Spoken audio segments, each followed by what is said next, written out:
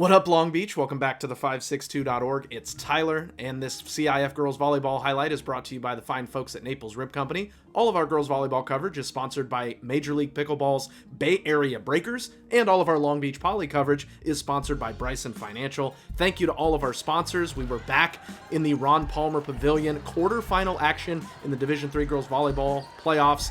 Long Beach Poly again at home, their third straight home game in these playoffs, hosting St. Joseph's. Yet to drop a set in the playoffs, but the Jesters are no joke. They've won 16 of their last 17 matches, but Poly came out on fire. Kristen Deer throwing up roofs left and right, first with Sika Talaga and then Larissa Foster Elisara joining her at the net.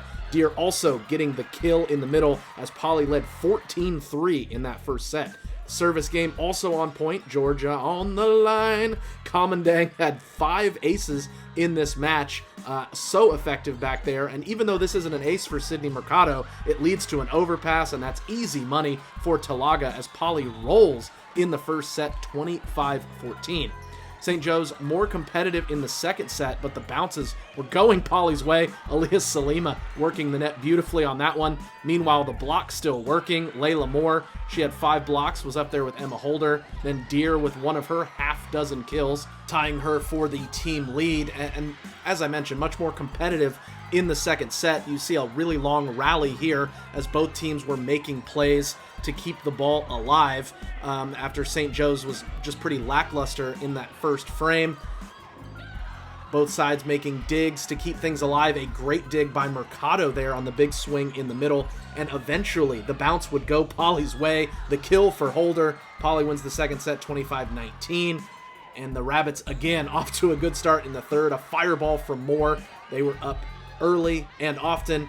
They made a point of setting the middle, which is a result of good passing, and some sets more stylish than others.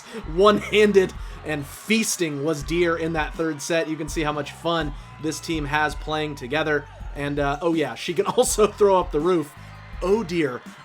Solo on that one. Got both hands on it. And then on the back set to Foster Elisara.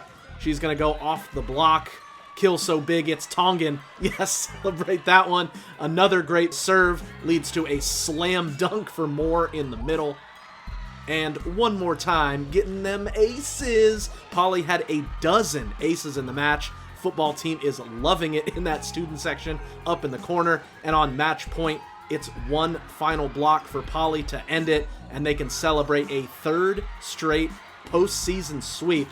In fact, Poly hasn't lost a set since October 4th. That's 8 straight sweeps for the Jackrabbits.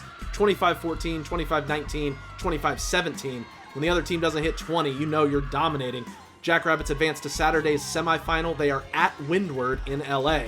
If you want coverage of that match and all other sports going on in Long Beach, you're already in the right spot. The562.org.